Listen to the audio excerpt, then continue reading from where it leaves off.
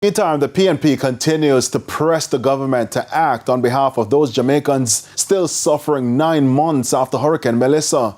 The ongoing issues with the recovery and rebuilding phase were ventilated at a town hall meeting hosted by the PNP in Black River Wednesday. Wednesday's town hall meeting in Black River was one of the opposition leaders' first public presentations since audio recording began circulating of plans by supposed elements within the PNP to frustrate the NARA process. Mr. Golding didn't comment on that specific issue, but instead focused on the seeming neglect of many hurricane victims by the government, some of whom are being made to wait on NARA for recovery to start. NARA is not even going to be up and running probably until the end of the year because they have to build out their staff and all the rest of it. They're in talks with international development partners for assistance around the administration of NARA. So it's not going to be a rapid response when what Jamaica needs is a rapid response. People's lives have been turned upside down. Residents were in agreement with the need for speed in rebuilding. We need assistance around here because no cannibal no live around here. It's a people live in this community around here. Many residents are still struggling to find basic amenities such as water and food.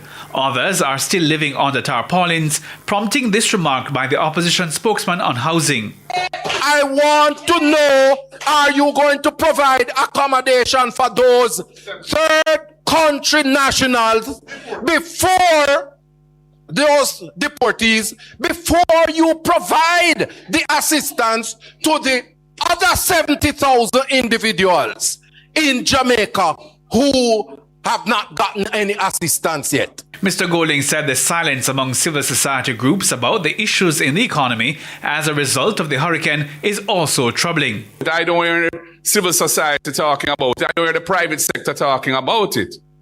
But I don't know whether they're afraid of government or what it is. But it needs to be said. You can't sit down in Kingston and things are all right and just assume that that is how Jamaica, the whole of Jamaica is.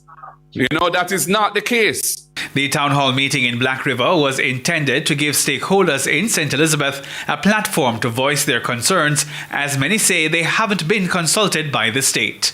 It has to be a people-centered thing. You can't be just making decisions in Jamaica House or wherever it is and saying to everybody, this is what it's going to be. I understand that Major General Anthony Anderson came down here yesterday or the day before.